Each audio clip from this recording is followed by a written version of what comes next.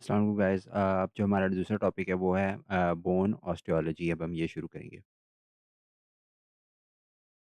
Bone osteology के अंदर भी जिस तरह ये describe identify exemplify the general morphological features of bone, तो हम इस तरह करेंगे। उसके अलावा फिर क्लासिफिकेशंस इसके अंदर काफ़ी ज़्यादा हैं, तो उनको हम अब स्टडी करें।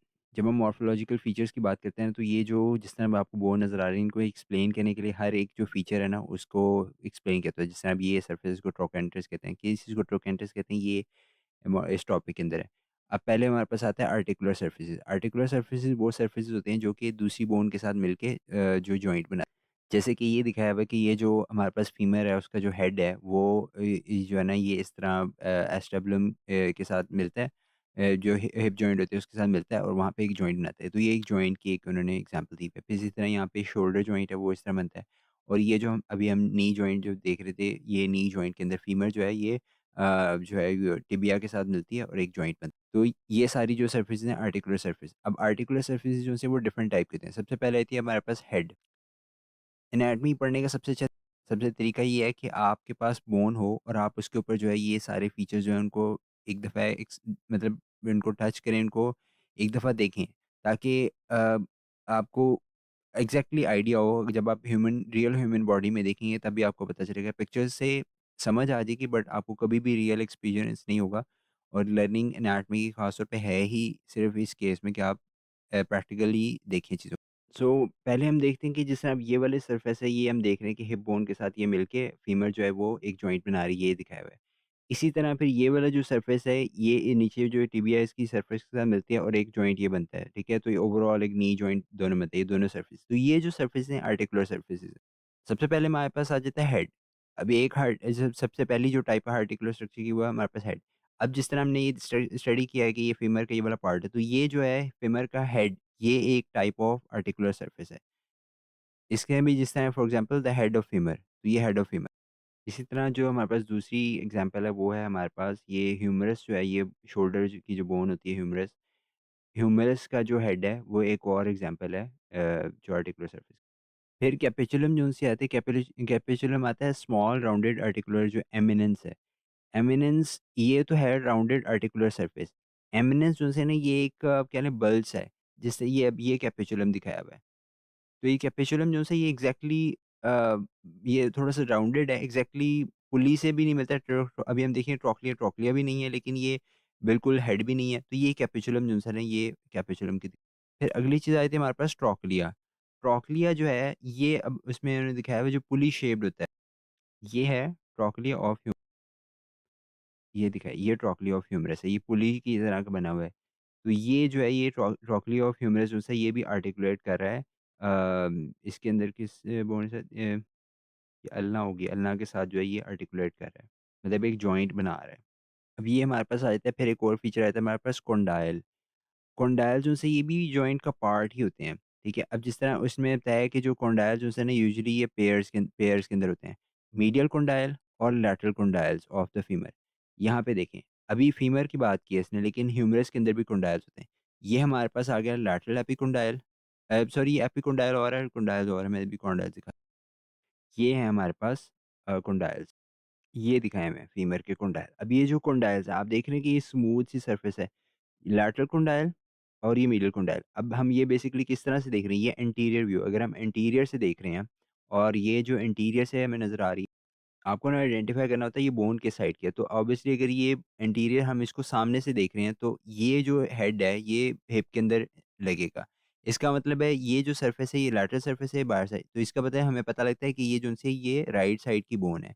अब राइट साइड की बोन के अंदर ये लैटरल एपिकोंडाइल एपिकोंडाइल जो कोंडाइल से ऊपर होती है वो सरफेस को एपिकोंडाइल कहते हैं। तो ये जो है ये लैटरल कोंडाइल और इसी तरह ये आ गया हमारे पास मीडियल कोंडाइल। मैं अगेन जिस तरह आपको बता रहा हूँ, आप बोन को जब अरेंज करेंगे तो आपको समझ आएगी कि कौन सी साइड की है, क्योंकि आपको एक पार्ट होता है, आपको आइडेंटिफाई करना आना चाहिए कि बोन किस साइड की होती है। तो इसी तरह ये जो हेड है इसको अब आप अगर हम इसको पोस्टीरियर से देखें तो आपको ये सरफेस इस तरह से नजर आनी चाहिए। पोस्टीरियरली आपको ये शाइनी सरफेस ऊपर तक नजर आएगी। इसके अंदर अब ये लैटरल कंडाइल है और ये मीडियल कंडाइल है। जो भी ये एक साइड नोट है बोन को जब आप करते हैं तो ये जो हिप बोन होती है, ये क्या होता है कि इसका जो हेड होता है ये एंटीरियर यानी आगे की तरफ होता है, ऊपर की तरफ होता है और क्या होता है कि मीडियली डायरेक्टेड होता है। ये जो है हेड की ये जो लोकेशन होती है सुपीरियर, एंटीरियर और जो है मीडियली डायरेक्टेड, ठीक है? अगर आप इसको हेड को रखेंगे तो आपको बोन अगर इस तरह की नज़र आएगी, आपको आइडेंटिफिकेशन हो जाएगी कि ये किस साइड की बोन है, लेफ्ट या राइट। जैसा मैंने बताया कि ये राइट साइड की बोन है, अब हम इमेजिन करें कि वो बंदा यहाँ पे खड़ा हुआ था, तो उसकी बोन जो से ये हम उसके बैक से उसको पोस्टीरियर से देख रहे हैं, तो ये पोस्टीरियर व्यू हमें नज़र आ रहा है। सो ये बात होगी कंडाइल्स की। जो कंडाइल है उसकी एक और एग्ज़ाम्पल ये जो फीमर वाली जो बात करते हैं कंडाइल वही जो है नी के कंडाइलॉइड जो जॉइंट्स हैं उनको उसने दिखाया हुआ है यहाँ पे। जो हमने ट्रोक्लिया की बात की थी, ह्यूमरस का जो ट्रोक्लिया है, ये ह्यूमरस का ट्रोक्लिया और आप ये देखिए कि अल्ना ऑफ द एल्बो ये जो है ये ह्यूमरस का जो जॉइंट है यहाँ पे ये हिंज जॉइंट में आता है। हिंज जॉइंट जो है ना ये इस तरह रोटेशनल ये 2 डायरेक्शन के अंदर आप कह लें कि 2 एक्सिस के अंदर जो है वो मूव करता है। अब ये जिस तरह ये हम अभी हम देखेंगे कि बॉल एंड सॉकेट जॉइंट और ये जॉइंट की टाइप्स हैं उनको देखेंगे। तो ये फिलहाल हमें पता लग रहा है कि हिंज जॉइंट जो है वो इस तरह से मूव करता है। जिस तरह दरवाज़े का हिंज काम करता है ना, वो सिर्फ़ दरवाज़ा को आप 2 डायरेक्शन में ओपन कर सकते हैं, ऊपर-नीचे नहीं कर सकते। 2 डायमेंशन में इसको आप रोटेट कर सकते हैं, एक्स एक्सिस और वाई एक्सिस के अराउंड।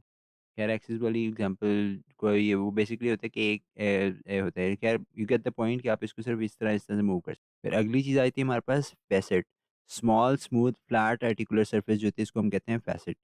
अब ये स्मॉल स्मूथ होती है। अब जिस तरह ये देखें एक्रोमियन फ़ैसेट जो है ना एक्रोमियल फ़ैसेट की बात करें कि ये जो एक्रोमियम बोन है, ये इस क्लेविकल के जो है यहाँ पे ये जो है ना एक फ्लैट सरफेस होती है जो आपस में मिलती है और ये एक्रोमियो क्लेविकुलर जॉइंट बनाती है। एक्रोमियो क्लेविकुलर प्लेन जॉइंट जो है, ये फ़ैसेट बनता है। तो ये जो है ये प्लेन जॉइंट है।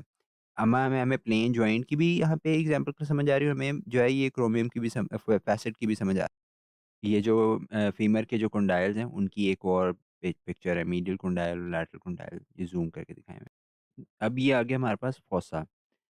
इसके अंदर एग्ज़ाम्पल जो दिया हॉलो डिप्रेशन रीजन जो है, ठीक है? जो गहरा-सा खड्डा-सा होता है ना, उसको हम कहते हैं फोसा। तो ये जो है ओलेक्रिनल फोसा उन्होंने दिखाया हुआ है। अब ये आर्टिकुलर सरफेस में उन्होंने दिखाया हुआ है। अब ये एग्ज़ैक्टली उसमें पार्ट नहीं लेता इस जो आप कह लें जॉइंट के अंदर, लेकिन ये है कि इस मूवमेंट लेकिन इस जॉइंट का मतलब इसके मूवमेंट में पार्ट नहीं ले रहा है, लेकिन जॉइंट का पार्ट ज़रूर। अब ये जो है उन्होंने हमें बोन दिखाई हुई है पोस्टीरियर से, बैक से दिखाई हुई है और इसको यहाँ पे मसल्स की अटैचमेंट करके दिखाई हुई है। तो ये जो यहाँ पे जब ह्यूमरस आती है, तो ये ह्यूमरस का एक हेड होता है जो ये एक एक आप कह लें स्ट्रक्चर होता है जो कि इस ओलेक्टिन के अंदर आके फिट होती है।